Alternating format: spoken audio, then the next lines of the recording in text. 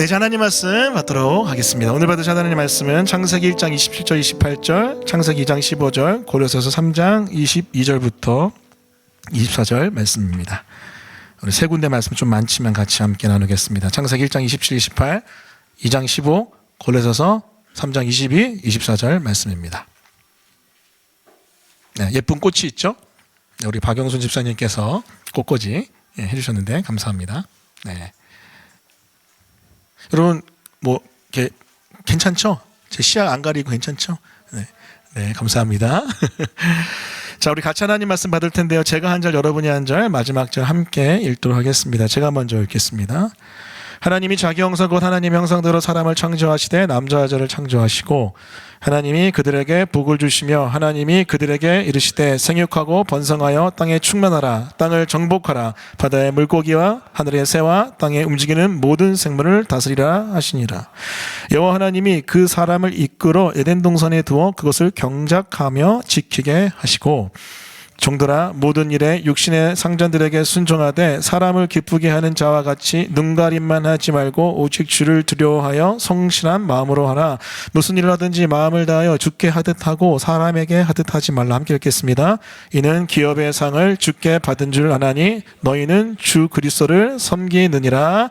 아멘. 네, 오늘 말씀은 창세기 1장 27절 28절, 창세기 2장 15절, 골로새서 3장 22절부터 24절까지의 말씀을 본문으로 복음 중심일 6번째 시간입니다. 청지기 이웃과 세상을 섬김으로 예수님을 섬기다. 청지기 이웃과 세상을 섬김으로 예수님을 섬기다라는 제목의 하나님의 말씀을 증거하겠습니다.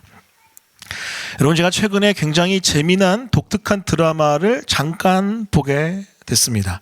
제목은 천국보다 아름다운. 혹시 보셨나요? JTBC에서 방영하는 드라마인데 잠깐 지나가다가 TV에서 나오는 장면들이 특이해서 잠깐 봤어요. 왜 특이했냐면은 김혜자 씨와 손석구 씨가 부부로 나와요. 말이 안 되죠, 그렇죠?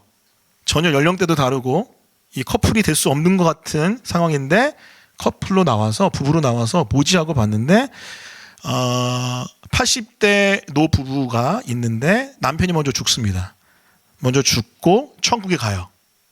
그 다음에 1년 정도 뒤에 이제 아내가 죽게 되는데 그 천국은, 자, 여러분 지금 제가 드라마 설명하는 거예요. 말씀의 진리가 아니에요. 또 여러분 헷갈리지 말고, 그 드라마 안에서 보면은 천국에 들어갈 때 당신이 원하는 당신의 나이로 들어갈 수 있다라고 얘기를 해요. 근데 남자는 다리가 좀 안 좋아서 오랫동안 누워 계셨거든요. 그래서 다리가 건강했던 20대 한 후반 정도의 30대 초반 정도의 나이로 들어가고 싶다 해서 딱 그렇게 들어온 거예요. 근데 이제 그게 이제 손석구 씨예요. 근데 이제 김혜자 씨가 들어갈 때 남편이 죽기 전에 이렇게 얘기했거든요. 당신이 지금 제일 예쁘다고. 지금 제일 예쁘다고, 이 모습으로 나는 나중에 보자고 했는데 그것을 너무 인상 깊게 기억하면서 어떻게 얘기했냐면 지금 모습 그대로 천국 가겠다고 얘기를 해요. 그래서 80대인 할머니의 모습으로 들어온 거예요. 그래서 천국에서 만났는데 서로 너무 깜짝 놀란 거예요. 뭐야, 남편 왜 80대가 아니야? 왜 20대 30대 초반이야? 그리고 남편이 봤을 때는 왜 할머니가 왔지? 이렇게 된 거예요. 그러면서 이제 천국에서 일어나는 에피소드를 그려낸 드라마가 천국보다 아름다운이라는 드라마였습니다. 그래서 뭐 천국에서 일어나는 여러 가지 에피소드들 막 이렇게 얘기하는데 제가 그걸 보면서 이런 생각에 잠겼습니다. 사람들이 죽음 이후의 세상을 참 궁금해하는구나. 그거에 대한 궁금증이 많구나라는 생각을 했습니다. 근데 그 내용을 보면은요, 사실 이제 우리가 믿는 성경이 이야기하는 천국과는 다르죠. 엉터리죠, 엉터리. 근데 여러분, 이 드라마뿐만 아니라 여러분 기억나십니까? 신과 함께 시리즈물, 그 영화도 보면은요, 신과 함께라는 영화를 통해서 죽음 이후의 사후 세계에 대해서 불교와 유교의 세계관을 통해서 어떻게 펼쳐질지에 대해서 그리는 게 신과 함께라는 영화죠. 여러분 뭐 둘 다 1000만 넘게 본 영화입니다. 이처럼 여러분, 사람들은요, 죽음 이후에 우리가 가게 되는, 또 종말 이후에 우리가 가게 되는 천국 혹은 지옥에 대한 관심이 굉장히 많습니다. 여러분, 하지만 성경은 뭐라고 얘기합니까? 성경에서 여러분 천국을 가장 많이 나타내 보여주는 본문이 어딜까요? 바로 요한계시록입니다. 목사님, 요한계시록은 심판에 대한 메시지 아닙니까? 요한계시록 여러분 22장 중에 반은요 심판, 반은 천국이에요. 자, 우리 천국의 이야기 한번 볼까요? 계시록 21장 1절부터 4절입니다. 같이 읽습니다. 자, 시작. 또 내가 21 이거 잘못 갔는데 이거 아닌데 죄송합니다. 그럼 제가 읽을게요. 여러분 따라오세요. 제가 21장 1절부터 4절 읽겠습니다. 또 내가 새 하늘과 새 땅을 보니 처음 하늘과 처음 땅이 없어졌고 바다도 다시 있지 않더라. 또 내가 보매 거룩한 성 새 예루살렘이 하나님께로부터 하늘에서 내려오니 그 준비한 것이 신부가 남편을 위하여 단장한 것 같더라. 내가 들으니 보좌에서 큰 음성이 나서 이르되 보라 하나님의 장막이 사람들과 함께 있음에 하나님이 그들과 함께 계시리니 그들은 하나님의 백성이 되고 하나님은 친히 그들과 함께 계셔서 모든 눈물을 그 눈에서 닦아주시니 다시는 사망이 없고 애통하는 것이나 곡하는 것이나 아픈 것이 다시 있지 아니하리니 처음 것들이 다 지나갔음이로라. 여러분, 예수님이 다시 오신 이후에 이 온 세상에서 종말이 있고 그 이후에 새하늘과 새 땅이 이 땅에 펼쳐집니다. 그 새하늘과 새 땅에서는요, 슬픔이 없고 고통과 아픔이 없는 여러분 너무나 찬란하고 아름다운 천국이, 하늘의 세상이, 또 하나님의 나라가 펼쳐지죠. 이것이 바로 성경이 계속해서 이야기하는, 세상 뜨는 사람들이 그렇게 궁금해하는, 요즘에 여러분 일본에서 7월에 무슨 대재앙이 있을 거다라는 막 그런 흉흉한 이런 이상한 예언도 막 돌고 사람들이 막 이런 거 관심 많잖아요. 근데 여러분 다 필요 없고 성경에 보면은요, 하나님이 말씀하시는 하나님의 나라 천국이 분명히 그려진다고요. 그걸 보면은요, 여러분 분명한 천국의 그림을 우리는 알 수 있습니다. 자, 여하튼 이렇게 하나님께서 우리에게 분명하게 나타내 보여주시는 천국, 그 천국은 우리가 사모하고 참 가고 싶어하는 곳입니다. 자, 그런데 성경은 이 천국만 얘기하고 있지 않다고요. 여러분이 죽어서 가는 천국, 혹은 예수님이 다시 오신 이후에 이 세상에서 펼쳐지는 하나님의 나라만 이야기하지 않고 있다고요. 여러분, 성경은요, 또 다른 천국, 또 다른 하나님의 나라를 이야기합니다. 자, 마가복음 1장 15절 같이 읽습니다. 큰 목소리로 읽겠습니다. 시작. 이르시되 때가 찼고 하나님의 나라가 가까이 왔으니 회개하고 복음을 믿으라 하시더라. 아멘. 여러분, 이 말씀을 보시면 우리 주님이 이 땅에서 복음을 증거하는, 말씀을 증거하시는 첫 번째 메시지입니다. 핵심이 무엇입니까? 회개하고 복음을 믿으라. 왜요? 하나님의 나라가 가까이 왔대요. 천국, 하늘나라, 하나님의 나라가 가까이 왔대요. 나중에 죽어서 가는 천국 말고요. 그리고 여러분, 예수님이 다시 오신 다음에 펼쳐질 천국 말고요. 하나님의 나라가 가까이 왔대요. 직전에 와 있대요. 그래서 예수님 믿고 거듭나래요. 왜 이렇게 말씀하셨을까요? 이유는 이렇습니다. 여기서 말하는 하나님의 나라, 천국은요, 죽음 이후에 가는 천국, 그리고 여러분 예수님이 다시 오신 이후에 펼쳐지는 천국, 하나님 나라가 아니라 바로 이런 하나님의 나라입니다. 누가복음 17장 20절부터 21절 제가 읽겠습니다. 따라오십시오. 바리새인들이 하나님의 나라가 어느 때 임함이나이까 묻거늘 예수께서 대답하여 이르시되 하나님의 나라는 볼 수 있게 임하는 것이 아니요 또 여기 있다 저기 있다도 못하리니 하나님의 나라는 너희 안에 있느니라. 따라해 보겠습니다. 하나님의 나라는 너희 안에 있느니라. 자, 여러분, 예수님이 오신 이후에 펼쳐지는 천국, 혹은 우리가 죽음 이후에 가는 천국 말고 여기에 나와 있는 하나님의 나라는 뭘까요? 그건 이렇습니다. 바로 하나님이 다스리는 곳, 하나님이 다스리는 영역, 하나님이 다스리는 파트가 있다면요, 거기가 바로 하나님의 나라라는 거예요. 여러분 기억하십시오. 하나님의 나라란 개념, 어떤 개념이냐면요, 하나님이 다스리고 통치하는 곳이라면, 그 영역이라면 거기가 바로 하나님의 나라라는 거예요.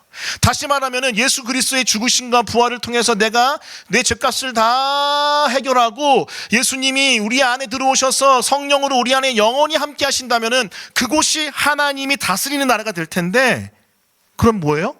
그곳이 하나님의 나라란 거예요. 천국이라는 겁니다. 그래서 여러분, 이렇게 우리는 데피니션 정의할 수 있습니다. 하나님께서 다스리는 곳, 영역이 하나님의 나라란 거예요. 여러분 기억하십시오. 복음을 믿으신다면, 그래서 그 복음을 믿음으로 여러분 안에 예수님의 영이 들어와 계신다면, 여러분 안에 계신 그 하나님의 영, 예수님의 영이 여러분을 다스린다면 여러분이 바로 하나님의 나라인 겁니다. 할렐루야.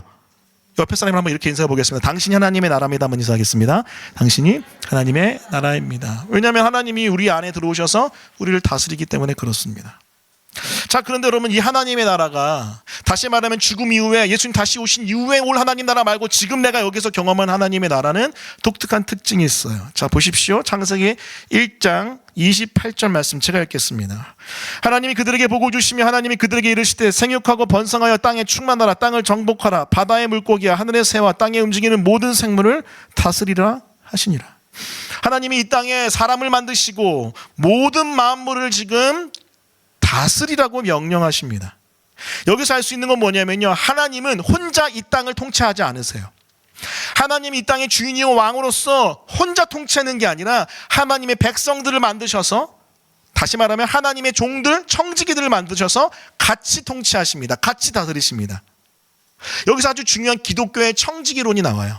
뭐냐면요, 하나님은 하나님 나라를 다스릴 때 청지기들을 통해서, 하나님의 백성들, 사람들을 통해서 다스리신다는 거예요. 자, 그렇기 때문에 여러분 이렇게 적용해 볼 수 있습니다. 자, 여러분 타락 전의 모습이지만은 예수님을 믿고 구원받은 이후에 우리가 적용해야 될 건 뭐예요? 예수님을 믿고 거듭난 하나님의 백성인 우리 한 사람 한 사람을 통해 이 땅에 뭐가 임하는 거예요? 하나님의 다스리심이 임한다는 겁니다. 사랑하는 성도 여러분, 기억하십시오.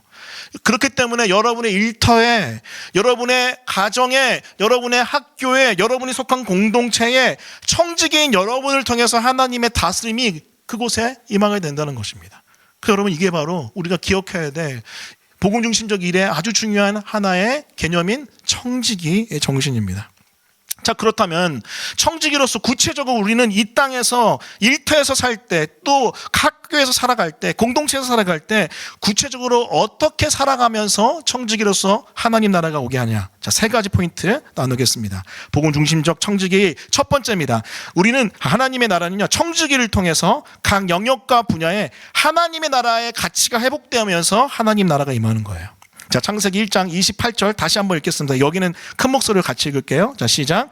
하나님이 그들에게 복을 주시며 하나님이 그들에게 이르시되 생육하고 번성하여 땅에 충만하라. 땅을 정복하라. 바다의 물고기와 하늘의 새와 땅에 움직이는 모든 생물을 다스리라 하시니라. 여러분, 이 말씀에 보시면 하나님이 사람만 만드신 다음에 blessing, 복을 주십니다.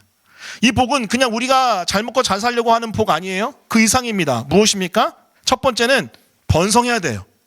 보십시오. 생육, 번성, 땅의 충만. 무엇입니까?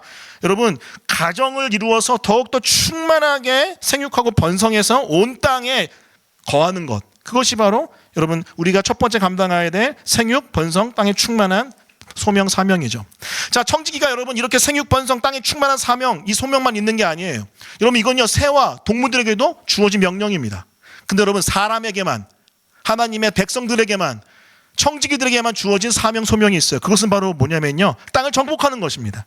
그리고 모든 생물을 다스리는 거예요. 다시 말하면은 하나님은요, 하나님의 백성들을 만드신 다음에 온 세상에 가득하게 하시면서 그냥 자기들만 잘 먹고 잘 사는 게 아니라 그 백성들에게 주어진 그 땅을, 혹은 그 백성에 주어진 모든 분야들, 영역들에게 하나님이 이곳을 다스리도록 통치하는 그 역할을 맡겨주셨다는 거예요. 좀 더 자세히 말하면은 여러분에게 맡기신 여러분의 장소, 여러분의 영역, 여러분의 그 분야에 하나님 나라의 가치 원리를 심음으로 그곳에 하나님이 다스리시고 하나님이 통치하도록 여러분에게 사명과 소명을 맡겨주셨다는 것입니다. 자, 근데 여러분, 이 세상은 어떻습니까? 이 세상은 그러지 못하고 있어요. 누가 다스립니까? 하나님이 아니라 악이 다스리고 죄가 다스리는 세상이에요. 왜 그렇습니까? 인간의 타락 때문에 그래요. 로마서 8장 19절부터 21절입니다. 들어보십시오. 피조물이 고대하는 바는 하나님의 아들들이 나타나는 것이니 피조물이 허무한 데 굴복하는 것은 자기 뜻이 아니요 오직 굴복하게 하신 이로 말미암음이라. 그 바라는 것은 피조물도 썩어짐의 종로를 한 데서 해방되어 하나님의 자녀들의 영광의 자유에 이르는 것이니라. 여기 보시면 여러분, 피조물이 허무한데 굴복하는 것, 썩어짐의 종로를 하게 된 이유가 무엇입니까? 바로 하나님이 그렇게 하셨어요. 그렇게 하게 하셨어요. 왜 그렇습니까? 이 모든 피조물의 대표인 인류가 타락하면서, 인간이 타락하면서 온 피조물도 같이 망해버린 거예요. 그래서 지금 온 세상에 하나님의 다스림이 아니라 악의 다스림, 죄의 다스림이 가득 차 있습니다. 그런데 여러분, 피조물이 기대하고 고대하는 게 뭐라고 되어 있어요? 19절 같이 읽겠습니다. 시작. 피조물이 고대하는 바는 하나님의 아들들이 나타나는 것이니. 하나님의 아들들이 나타나는 걸 왜 고대합니까? 하나님의 아들들은 이 피조물들이 원래의 모습대로 돌아가고 바르게 회복될 수 있도록 역사하게 하는 청지기이기 때문에 그래요. 아, 목사님, 이건 예수님 다시 오신 이후에 일어난 일 아닙니까? 맞아요. 완성은 그래요. 하지만 이 땅에서도 하나님의 백성이, 또 청지기가 바르게 말씀을 붙들고 원리와 가치를 붙들고 하나님 나라의 영향력을 미칠 때에 그곳에 하나님의 다스림과 하나님의 통치가 일어나는 것입니다. 그래서 여러분 기억하십시오. 여러분의 일터에서 모두 다 외치고 있어요. 누구누구 형제님, 누구누구 자매님, 빨리 오셔서 이 일터를 회복시켜 주십시오. 그 외침이 이 말씀을 통해서 우리 가운데 부어지는 것입니다. 여러분 도전합니다. 하나님 나라의 놀라운 통치는 어떻게 일어나요? 청지기를 통해서 여러분에게 주어진 각 영역, 각 분야, 각 일터, 각 직장에서, 각 학교에서 하나님의 나라 가치가 심겨질 때 여러분을 통해서 하나님의 나라가 임하게 될 줄 믿습니다. 목사님 조금 더 구체적으로 설명해 주실래요? 오케이, 좋습니다. 여러분, 이 땅에 많은 영역이 있고 많은 분야가 있죠. 정치, 경제, 사회, 문화, 역사, 그리고 의료, 농업, 기타 등등의 많은 영역과 분야가 있습니다. 그 중에 여러분 가장 많이 타락하고 가장 많이 무너졌다고 얘기하는 분야가 어딜까요? 요즘 쉽게 얘기할 수 있죠. 다들 정치 얘기하지 않습니까? 정치. 제가 아는 어떤 한 지체, 제 제자인데 진짜 이 1번의 메시지를 붙들고 정치에 자신을 던졌습니다. 진짜 있어요. 던졌는데 그 지체가 저한테 그랬어요. 목사님, 저는 하나님의 나라가 이 정치계에 오게 가고 싶습니다라고 던졌고, 정말로 거의 한 10년 가까이 온 마음을 던져서, 온 인생을 던져서 열심히 일했습니다. 그래서 국회의원 보좌관도 하고, 여러분이 정말 알만한 정도가 너무나 유명한 분의 수행 비서도 하고 정말로 열심히 던져서 일했어요. 근데 지금 다 은퇴했어요. 접었어요. 그러면서 저에게 한 말이 뭐였냐면은, 목사님 여기 안 돼요. 여기 불가능합니다. 너무너무 힘듭니다. 제가 그 지체의 삶을 알거든요. 정말로 인생을 갈아 넣어서 하나님 나라의 공의와 사랑을 거기에 흘려보내기 위해서 애썼는데 너무나도 힘들고 어려운 것이 정치라고 이야기하더라고요. 맞습니다. 여러분, 정치가 뭐예요? 다스림 아닌가요? 근데 이 땅의 다스림은 누가 지금 잡고 있죠? 공중권세 잡은 사단이 잡고 있고 죄악이 가득한 사람들이 잡고 있어서 지금 부패할 대로 부패했습니다. 지금 대한민국의 상황만 봐도 그렇지 않습니까? 정말로 회복하기 힘든 곳이 이 정치 영역일 거예요. 하지만 그럼에도 불구하고 우리는 포기하면 안 됩니다. 포기하면 안 돼요. 끊임없이 다시 한번 도전하고 다시 한번 애써야 돼요. 여러분의 직장도 마찬가지입니다. 여러분이 속해 있던 분야 어떤 것든 다 마찬가지예요. 정치 영역도 이렇게 무너져 있지만 하나님의 나라의 명령을 따라서 하나님의 가치를 거기에 심어야 되는 것처럼 여러분도 마찬가지예요. 여러분의 분야 영역에서 들어가 하나님 가치를 심어야죠. 그런 사람 한 사람을 소개하겠습니다. 그 사람의 이름은 윌리엄 윌버포스라는 사람이에요. 제가 종종 여러분에게 소개하는 사람인데 다시 한번 소개해 보도록 하겠습니다. 윌리엄 윌버포스라는 사람은 1759년에 태어났습니다. 그래서 1833년에 돌아가셨는데 1700년대 말과 1800년대 초를 살았던 사람이에요. 영국에서 태어났는데 영국 요크셔라는 곳에서 태어났습니다. 근데 굉장한 부자였습니다. 정말 넉넉한 사람이었어요. 그리고 여러분 돈이 많은데 공부도 잘했어요. 그래서 캠브리지 대학을 졸업했습니다. 그래서 여러분, 물론 그때 당시와 지금의 나이를 바로 직접적으로 비교할 수는 없지만은 21살의 국회의원으로 정치에 입문했습니다. 그래서 굉장히 탁월한 영향력을 이제 펼쳐가기 시작한 소장 국회의원의 모습을 살았습니다. 그런데 1785년에 20대 중반에 정말 예수님을 깊이 만납니다. 정말 깊이 만나요. 그런데 인생이 완전 바뀌어버립니다. 그대로 이 윌리엄 윌버퍼스가 예수님을 깊이 만났을 때 성직자가 돼야 되나라고 생각했어요. 그런데 하나님의 부르심이 있었습니다. 그것은 뭐냐면 두 가지 부르심이었는데, 첫 번째는 국회의원의 일을 계속해서, 정치를 계속해서 노예무역을 폐지하는 것이고, 두 번째는 사회 전반의 도덕적 개혁을 완수하는 것이었습니다. 그래서 그분이 남긴 명언이 하나 있어요. 들어보십시오. 전능하신 하나님께서 내 앞에 두 가지 위대한 사명을 주셨다. 하나는 노예무역의 종식이며 다른 하나는 사회 도덕성의 개혁이다. 그래서 여러분, 그 이후로부터 수십 년 동안 노예 무역을 근절시키기 위한 애씀으로 인생을 던집니다. 매년마다 계속해서 법안을 올렸대요. 국회에 법안을 계속 올렸습니다. 계속. 몇 년 동안요? 20년 넘도록 올립니다.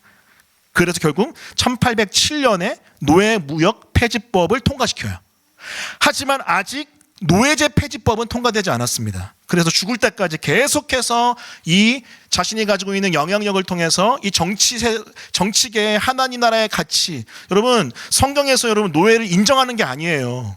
노예제라는 인간이 가지고 있는 악습을 잠시 허용하신 것이지 절대로 인정한 게 아닙니다. 성경적으로 봤을 때 노예제는 폐지돼야 되는 거예요. 그래서 이것을 깨달은 이 윌리엄 윌버퍼스는 계속해서 도전해서 결국은 죽기 3일 전에 노예제가 폐지되는 것을 보고 3일 뒤에 죽어요. 와, 대단하지 않습니까? 그러면서 여러분 영국에서의 노예제는 공식적으로는 폐지가 되게 됩니다. 자신에게 주어졌던 성직자가 아닌 자신의 일터인 정치 세계에서 하나님 나라의 원리와 가치를 심은 이 윌리엄 밀버퍼스, 이 사람 때문에 여러분 노예 해방의 물꼬가 트이기 시작합니다. 이런 비슷한 내용의 설교를 미국에서 공동체 섬길 때, 대학부 섬길 때 했을 때 어떤 한 지체가 저한테 찾아와서 질문했어요. 목사님, 저는 유종공학을 공부합니다. 유종공학에 있어서 하나님 나라의 원리와 가치가 무엇입니까? 이렇게 물어보면 제가 당황할까 안 할까요? 당황하죠. 왜요? 각 분야의 전문인들은 여러분들이잖아요. 제가 거기까지 세세하게 다 모르잖아요. 하지만 그래도 다행히 제가 아는 분야에서, 그래서 조금 어느 정도는 아는 분야에서 한 가지 설명을 했습니다. 여러분, 배아줄기세포 아시죠? 그리고 성체줄기세포 아시죠? 여러분 기억이 가물가물하시죠? 옛날에 막 황우석 씨가 막 이렇게 막 돌리 막 복제양 태어나게 하고 개 태어나고 하고 했잖아요. 근데 그게 배아줄기세포를 사용했던 거거든요. 자, 볼게요. 하나님 나라의 가치에 왔을 때 배아줄기세포는 성경적일까요, 아닐까요? 아니죠. 그렇죠. 수정을 한 다음에 그것을 가지고 사용한 거잖아요. 수정됐을 때 생명이 시작이 된 건데 그걸 사용하면 안 되잖아요. 어머, 된다고 생각해요? 아니에요. 그건 절대 돼서는 안 됩니다. 그러면 대안이 뭐가 있을 수 있을까요? 성체줄기세포. 이미 우리 태반이나 기타 등등의 곳에서 추출할 수 있는 생명이라고 볼 수 없는, 하지만 거기서 뭔가 해볼 수 있는, 유전적으로 뭘 해볼 수 있는 것을 도전할 수 있는 성체줄기세포가 맞죠. 그래서 그 직전 때 이렇게 얘기했어요. 유전공학은 지금 배아줄기세포에 대한 고민을 많이 하는데 그거 내려놓고 성체줄기에 올인하는 게 성경적으로 하나님 나라 가치를 심는 거다. 그렇게 얘기해 줬습니다. 여러분, 사실은 제가 여러분 신방할 때 여러분의 필드의 이야기를 많이 들어요. 여러분의 직장의 예를 많이 듣습니다. 왜 그런지 아세요? 그걸 들음을 통해서 하나님 나라의 가치가 이 직장에 어떻게 임하는 게 좋을까? 이것을 고민하기 때문에 그래요. 하나님 나라의 원리가 이 직장에 임하면 어떤 것들을 추구해 볼 수 있을까? 여러분, 이건 저에게 주어진 숙제가 아닙니다. 바로 여러분에게 주어진 숙제예요. 여러분 일하는 그 일터에서 어떤 사람은 뭐 메커닉으로서 여러분 여러 가지 기계를 만지는 일을 할 수 있고, 어떤 사람은 교육을 통해서 하나님의 나라를 추구할 수 있고, 어떤 사람은 뭐 여러 가지 농업을 통해서 할 수 있잖아요. 그런데 여러분 이 모든 분야에 하나님 나라의 원리와 가치를 심는 것, 그 사랑과 공의 그뿐만 아니라 정직과 성실 그것뿐만 아니라 성경적 가치를 심고 거기에 그걸 통해서 그 영역이 하나님이 다스리게 하는 것, 그것이 우리가 해야 될 일인 줄 믿습니다. 여러분 숙제를 드리겠습니다. 여러분 제가 나중에 신방할 때 여러분을 통해서 여러분이 속해 있는 직장에서 하나님 나라의 가치를 어떻게 심을지 고민해 보신 흔적들을 저에게 말씀해 주셨으면 좋겠어요. 저는 그런 걸 듣는 걸 굉장히 좋아합니다. 여러분 기억하십시오. 하나님 나라의 청지기로서 우리는 어떻게 해야 됩니까? 여러분이 속해 있는 영역과 분야에 하나님 나라의 가치를 회복시키는 건, 그것이 바로 우리가 감당해야 될 영역인 일인 줄 믿습니다. 그것이 복음 중심 청지기 첫 번째 메시지, 청지기를 통해 각 영역과 분야에 하나님 나라의 가치가 회복되는 것입니다. 자, 두 번째입니다. 두 번째는 이 청지기를 통해서 각 영역과 분야에 하나님 나라의 문화가 회복됩니다. 우리 창세기 2장 15절 말씀 한번 같이 큰 목소리로 읽어보겠습니다. 같이 읽습니다. 자, 시작. 여호와 하나님이 그 사람을 이끌어 에덴 동산에 두어 그것을 경작하며 지키게 하시고. 자, 그럼 창세기 1장의 창조 스토리, 자, 또 2장의 창조 스토리가 있는데요. 2장은요 특별히 에덴 동산에 포커스해서 이야기를 풀어갑니다. 1장은 여러분 총 7회에 걸친 창조 스토리를 쭉 이야기하는 거고요. 2장은 특별히 뭐 POV라고 하죠. 어디에 포커스된 거예요? 포인트하는 거예요. 여러분 에덴 동산에 포커스하는 겁니다. 근데 여러분 여기 보면은요 아주 독특한 단어가 하나 있어요. 따라해 보겠습니다. 경작. 자, 여러분 다른 PPT여서 제가 설명을 할게요. 여러분 이 경작이라는 단어 원어를 보면요 히브리어로 아바드란 단어인데, 이 아바드는 세 가지 의미가 있다고 합니다. 첫 번째는 work, 일하다예요. 두 번째는 serve, 섬기다, 예배하다입니다. 세 번째는요 cultivate, 뭡니까? 경작하다입니다. 경작하다. 자, 그래서 하나님이 사람을 만드시고 이 에덴 동산에 두신 이유는 이 에덴 동산을 경작하고 지키게 하면서 이곳을 개발하는 거죠. 그게 여러분 이 아담이 가지고 있는 청지기로서의 소명 사명입니다.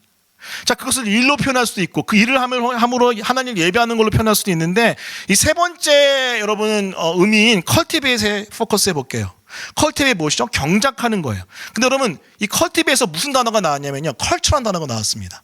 컬처가 뭐죠? 문화잖아요. 문화. 여러분 우리가 단순히 이 말씀은요 땅의 그 소산물을 위해서 땅을 경작하라 이상의 의미입니다.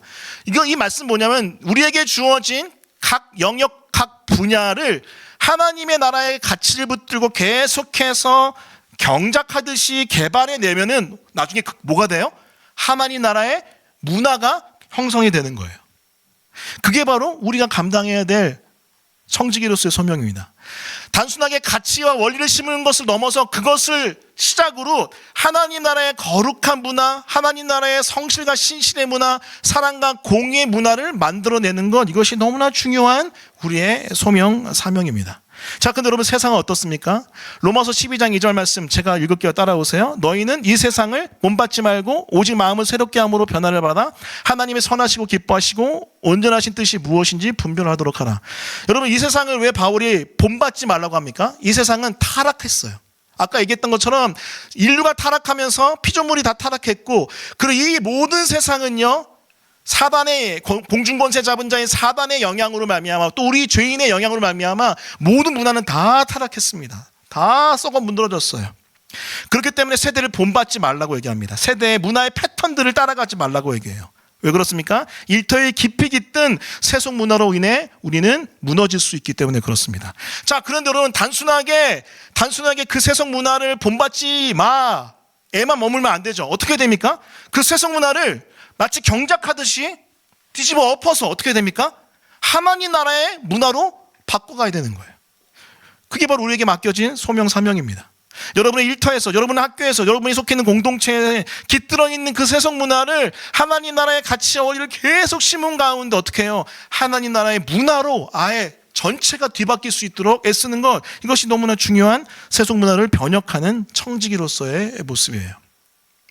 여러분 대표적인 한 예를 한번 들어보도록 하겠습니다. 이 세속 문화를 변혁하는 청지기의 모습, 사실 예라기보다는 우리가 감당해야 될 사명이죠. 지금 좀 민감하실 수 있지만은 제가 보수적인 목회자로서 분명하게 또 가르쳐야 될 내용이기 때문에 여러분에게 이야기합니다.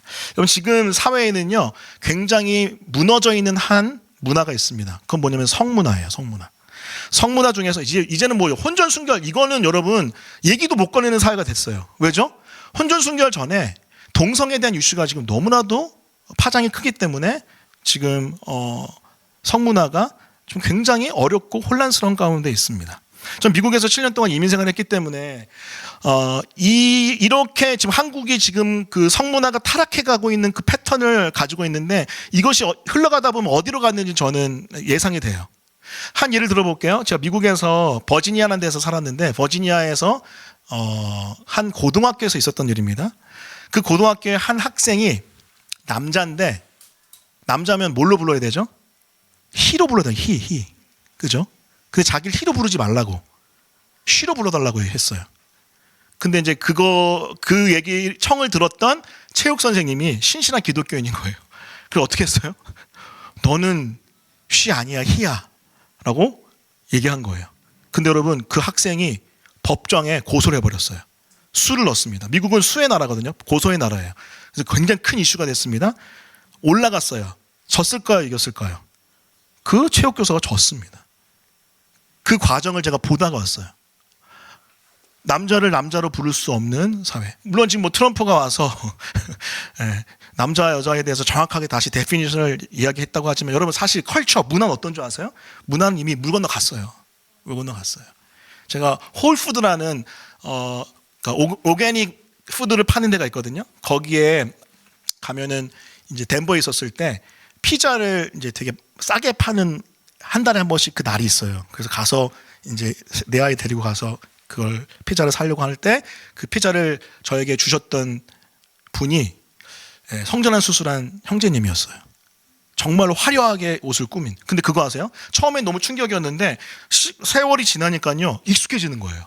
저도 그때 알았습니다. 와, 이게 굉장히 강력한 세속의 문화구나. 한국이요? 이제 글로 건너갈 거예요 아마. 근데 그 사이에서 여러분 우리가 어떻게 해야 될까요? 여러분 일터에서 여러분 앞으로 이런 일이 펼쳐질걸요? 제 제자 중에 또 한 분이 그 파리에 있는 OECD 본부에서 일을 한 자매가 있는데 자기 주변에 있는 형제들이 다 게이였대요. 모두가 다. 그러니까 지금 유럽은 완전히 건너갔어요. 미국은 건너가고 있고 한국도 아마 그런 날이 올 수 있습니다. 근데 여기에서 우리는 어떻게 해야 될까요? 그냥 그렇구나 어쩔 수 없지라고 받아들여야 될까요? 전 그게 아니라고 얘기하고 싶은 거예요. 여러분 저는 포비아는 아닙니다. 동성애 혐오주의자는 절대 아니에요. 제가 케어했던 지체들 중에서 그런 어려움을 겪은 지체를 1년, 2년 동안 케어했던 경험도 있고 회복시킨 경험도 있고요. 여러 가지 상담을 많이 했습니다. 자, 그런데 그럼에도 불구하고 그런 포비아는 아니지만은 여러분 성경이 말하는 동성애가 죄란 것은 제가 분명히 가르쳐야 될 내용이에요.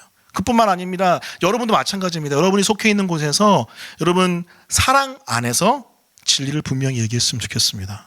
그걸 통해서 문화를 조금씩 바꿔가야 돼요. 계속해서 여러분 밀리면 안 돼요. 밀리면은 이제 끝나요.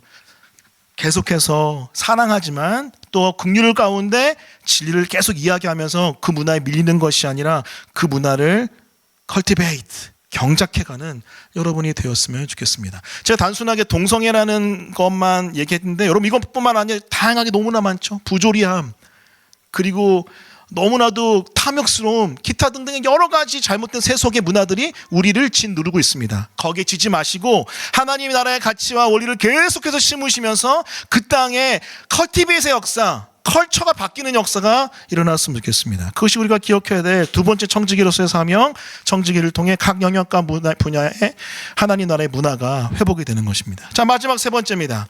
하나님 나라의 원리와 가치를 심고 하나님 나라의 문화를 회복하는 것을 넘어서 이제는 청지기를 통해 관계 가운데 하나님의 사랑의 회복이 일어나는 것이죠. 골로새서 3장 22절부터 24절 말씀을 같이 한번 읽겠습니다. 같이 읽습니다. 자, 시작.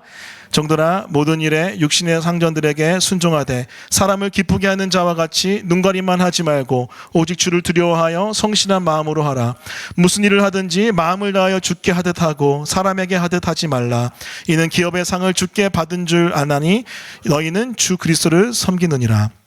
여러분 골로새서 말씀 보면 바울은 지금 우리로 따지면 직장 생활에 대한 메시지를 전합니다. 자, 육신의 상전들에게 종들이 어떻게 하래요? 순종하되, 여러분 보십시오. 특히 23절 죽게 하듯 하고 사람에게 하듯 하지 말라라고 얘기합니다. 이게 무슨 말입니까? 그냥 눈 가리고 야옹하지 말고, 쉽게 말하면은 대충 섬기고 그냥 겉으로만 섬기지 말고 마치 예수님을 섬기듯이 직장 생활할 때 사람들을 섬기라라고 얘기하고 있죠. 단순하게 여러분 상전뿐만이 아닙니다. 상전도 여러분 같이 일하는 사람들에게 이렇게 섬겨야 되죠. 서로가 서로에게 어떻게 해야 됩니까? 예수님을 사랑하고 섬기듯이 서로 섬기는 것, 이것이 여러분 우리를 통해서 여러분 이 땅에 나타나야 될 하나님 나라의 모습 아닙니까?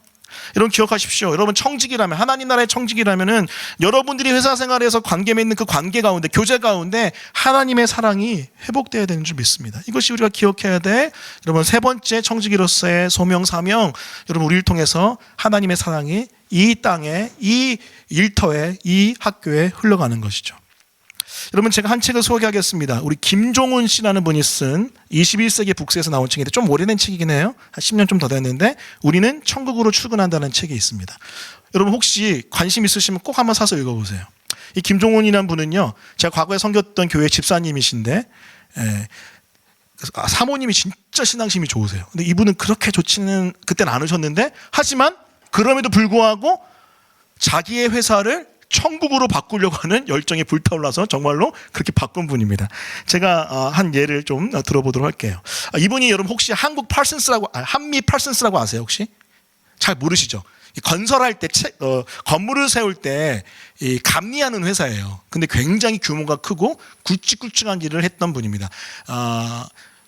대표적으로 타워팰리스 하셨었고 롯데타워도 이 회사에서 했어요. 이분이 회장이신데 굉장히 영향력이 있는 분이신데, 이분이 이 회사 한미 팔슨스라는 합작회사를 만들기 전에 삼성물산에서 일을 하는데, 말레이시아에 있는 그 쌍둥이 빌딩 있잖아요. 그 삼성물산이 이제 올렸나 봐요. 아무튼 거기서 일을 할 때 딸이 갑자기 이렇게 얘기를 하더래요.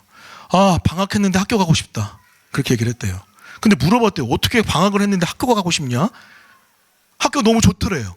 학교에 빨리 가고 싶다고 얘기하는 이야기에 충격을 받고 상상하고 꿈을 꾸기 시작한 거예요. 여러분 사명자, 청지기, 비전의 사람은요 한낮에도 꿈을 꾸는 사람입니다. 어떤 꿈을 꿨냐면은 내가 앞으로 세울 회사는 출근하고 싶은 천국과 같은 회사를 만들고 싶다라고 그 비전을 품게 된 거예요. 아무래도 이제 기독교 세계관과 배경이 있기 때문에 좀 더 그런 부분에서 조금 자극을 더 받으신 것 같아요. 그런데 여러분 참 재밌는 게 뭐냐면은 이 회사는요, 구성원 중심의 회사입니다. 직원 중심의 회사예요. 이 소비자들을 중심으로 해서 하는 회사가 돼야 되지 않나요? 이분의 생각은 달랐어요. 결국 구성원이 잘하면은, 건강하면은 소비자들도 영향을 받을 것이다. 그래서 구성원 중심의 경영을 시작하십니다. 그래서 구성원을 위한 다양한 혜택들 또 제도들을 만드는데, 예를 들면은 종업원들, 우리 구성원들에게 회사의 주식을 보유하게 해요. 의도적으로. 그럼 어떻게 돼요? 회사의 주식은 뭐죠? 나도 주인이에요. 그러니까 아예 마인드가 바뀌는 거죠. 그리고 1년에 2달 동안 유급휴가를 제공해서 창의성과 재충전을 도모하게 합니다. 세상에 1년에 2달? 엄청나지 않나요? 그리고 특별히 저는 여기에 되게 그 인사이트가 있었는데, 가족 지원 프로그램을 만들어서 구성원의 가족 건강검진, 자녀 장학금 지원 등 가족을 배려하는 정책을 시행합니다. 그래서 이 회사에서 있었던 일인데, 제가 그 책 읽을 때 되게 감동받았던 건데, 어떤 한 분이 암에 걸렸어요. 암에 걸렸는데, 보통 암에 걸리면 회사에서 어떻게 되죠? 네, 뭐 제가 좀 얘기하기 좀 민망해서 좀 이렇게 주저했는데 감사합니다. 잘리잖아요, 보통. 파이어 되거나 아니면 아웃되잖아요. 그런데 여기 특징이 뭐냐면은 이 소식을 모든 사원에게 알리고 모금 운동을 해요. 그리고 가지고 있는 모든 복지 정책을 다 써서 회복될 수 있도록 다 서포트해요. 그리고 그때까지 절대 안 잘라요. 그리고 회복하고 돌아올 수 있도록 해요. 이게 이 회사의 특징이었습니다. 이것뿐만 아닙니다. 다양한 정책을 통해서, 다양한 노력을 통해서 구성원들을 대했고, 그래서 구성원들이 빨리 회사에 출근하고 싶어요. 죄송합니다. 여러분 표정 보니까 목사님 빨리 퇴근하고 싶은 거를 지금 왜 이렇게 얘기하십니까? 그러니까 우리가 그런 회사를 만들거나 여러분의 영향력을 통해서 그렇게 회사를 꾸려 가도록 애써야 된다는 걸 얘기하고 싶어요. 현실은 힘든 거 압니다. 어려운 거 압니다. 하지만 우리의 부르심은 이거라는 거예요. 이뿐만 아닙니다. 사회공헌활동, 여러 가지 복지단체를 세우면서 이 구성원들을 위한 따뜻함을 세상에도 나누는 모습들을 이야기합니다. 지금도 굉장히 탁월하게 영향력 있는 회사로 감리의 일을 감당하는데, 저는 참 귀한 하나님 나라의 사랑을 회복한 모습이 여기 안에 있지 않나 생각합니다. 사랑하는 성도 여러분, 그렇습니다. 여러분이 속해 있는 회사나 여러분이 속해 있는 학교나 여러분이 속해 있는 공동체에 여러분을 통해서 하나님의 사랑이 흘러갔으면 좋겠습니다. 물론 어렵습니다. 저 인간 빨리 그만뒀으면 좋겠네. 아니면 내가 때려치든가. 사직서를 모두 하나씩 가슴에 품고 사는 게 우리 인생이라고 미생에서 얘기하더라고요. 미생이라는 우리 그 만화 있잖아요, 드라마. 근데 여러분, 물론 힘들고 어려울 수 있지만은 여러분을 통해서, 여러분 하나님께서 왜 그것을 보내셨겠습니까? 여러분의 섬김과 여러분의 사랑을 통해서 하나님 나라의 모습이 거기에 나타나기 위해서 그런 게 아닐까요? 물론 쉽진 않지만 여러분 기도하고 도전했으면 좋겠습니다. 하나님이 여러분을 그 직장에, 그 학교에, 그 공동체에 보내신 이유는 여러분의 섬김을 통해서 하나님의 사랑이 전달되기 위함임을 기억했으면 좋겠습니다. 말씀을 정리하겠습니다. 여러분 기억하십시오.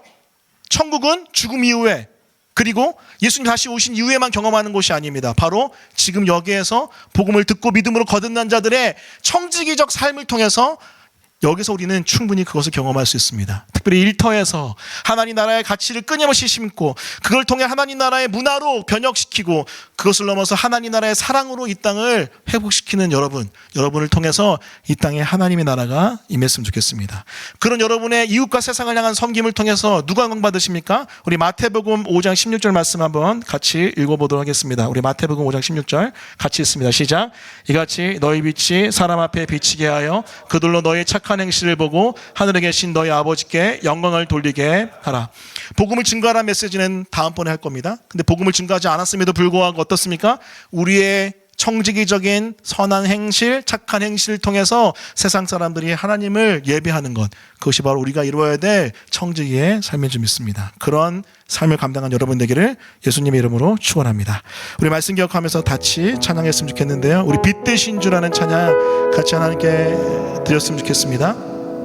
우리가 빛으로 이 세상에 나타나려면은 빛 대신 주님이 우리 가운데 비추셔서 우리를 회복시켜 줘야 됩니다. 우리 그것을 기억하면서 같이 함께 찬양하겠습니다. 고백합니다. 빛 대신 주, 빛 대신 주, 어둠 가운데 비추사 내는 보게 하소서. 하소서. 예배하는 선한 마음 주시고 산 소망이 대신, 다시 한번 고백할까요? 빛 대신 주 어둠 가운데 비추사, 빛 대신 주 어둠 가운데 비추사 내 눈 보게 하소서. 예배하는 선한 마음 주시고, 예배하는 선한 마음 주시고 산 소망이 대신에 나 주를 경배하리, 나 주를 경배하리. 엎드려 절하며 고백해 주 나의 하나님. 오 사랑스런 주님, 존귀한 예수님, 아름답고 놀라우신 주. 다시 한번 고백합니다. 만유의 높임을 받으소서. 만유의 높임을 받으소서. 영광 중에 계신, 겸손하게 이 땅에 임하신 주님을 높여 찬양합니다. 겸손하게 이 땅에 임하신 주 높여 찬양하리라. 나 주를 경배합니다. 나 주를 경배하리. 엎드려 절하며 고백해 주 나의 하나. 사랑스러운 주님, 존귀한 예수님, 아름답고 놀라. 우리 다시 한번 나 주를 경배하리, 나 주를 경배하리. 엎드려 절하며 고백해 주 나의 하나. 오 사랑스러운 주님, 존귀한 예수님, 아름답고 놀라. 다 할 수 없네 주님의 은혜, 다 할 수 없네 주의 은혜. 내 죄 위한 주 십자, 다 할 수 없네, 다 할 수 없네 주의, 내 죄 위한 그 십자가, 내 죄 위한 주 십. 다시 한번 다 할 수 없습니다, 다 할 수 없네 주의 은혜.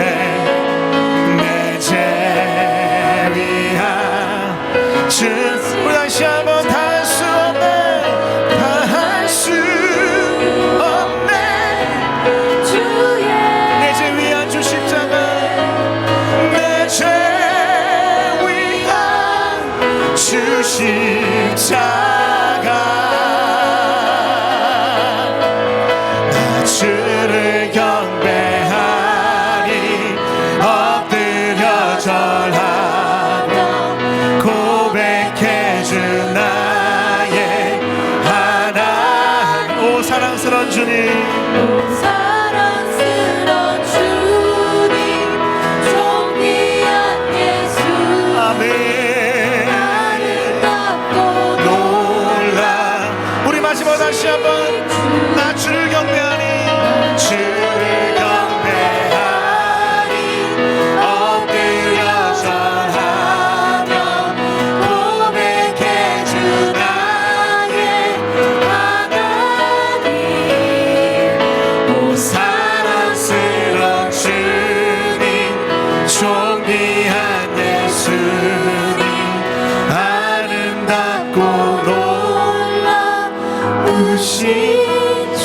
경배하리 나 주를 경배하리 엎드려 절하며 고백해 주 나의 하나님 오 사랑스러운 주님 존귀한 예수님 아름답고 놀라우신 우리 마지막으로 다시 한번 나 주를 경배하리 엎드려 절하며 고백해 주 나의 하나님 오 사랑스러운 주님 존귀한 예수님 아름답고 놀라우신 주 우리 한번 기도할 때 이렇게 기도하겠습니다. 주님 그렇습니다. 우리가 이 땅에 그냥 존재하는 게 아니라 예수의 복음을 듣고 믿음으로 거듭난 자는 청지기로 존재합니다. 청지기는 하나님 나라를 하나님과 함께 다스리는 자입니다. 나에게 허락된 영역 분야에서 하나님 나라의 가치와 원리를 심고 그곳을 컬티베이트 경작하여 하나님 나라의 문화를 만들어내며 그리고 특별히 하나님 나라의 사랑을 흘려보내므로 그것을 섬기는 것 그걸 통해서 결국 하나님이 영광 받으실 줄 믿습니다. 주님 우리 마음에 당신의 빛을 비춰주사 우리가 세상의 빛을 비추게 하시고 그래서 이 세상에 하나님을 예배할 수 있도록 도와주십시오. 우리 각자 잠잠한 소리로 묵상하고 읊조리며 오늘 말씀을 붙들고 기도하겠습니다. 기도합니다. 아버지 하나님 이 시간 감사합니다. 오늘도 주의 말씀을 통해서 하나님 나라의 가치와 문화와 사랑을 이 땅에 흘려보내야 되는 청지기의 삶을 알게 하시니 고맙습니다. 하나님 청지기는 대낮에도 한낮에도 꿈을 꾸는 자일진데 우리를 통해서 하나님 나라의 가치가 나에게 허락된 일터에 심겨지며 하나님 나라의 그 문화가 나에게 허락된 그 일터에 임할 수 있게 해주십시오. 또 하나님 나라의 그 사랑의 그 귀한 흐름이 나를 통해서 이 땅에 이 나라에 이 아버지 하나님 일터에 임할 수 있도록 도와주십시오.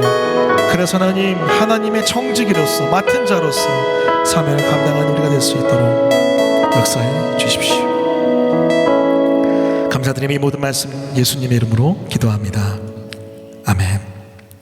지금 우리 구주 예수 그리스도의 은혜와 하늘아버지의 말할 수 없는 사랑과 성령의 함께 하시는 역사가 이 자리 나와 하나님 나라의 청지기로서 그 가치와 원리를 심고 그것을 넘어 문화를 변혁시키며 사랑의 섬김을 감당하기로 기도하고 결단한 모든 성도들 머리 위에 지금부터 영원까지 함께 있을지어다.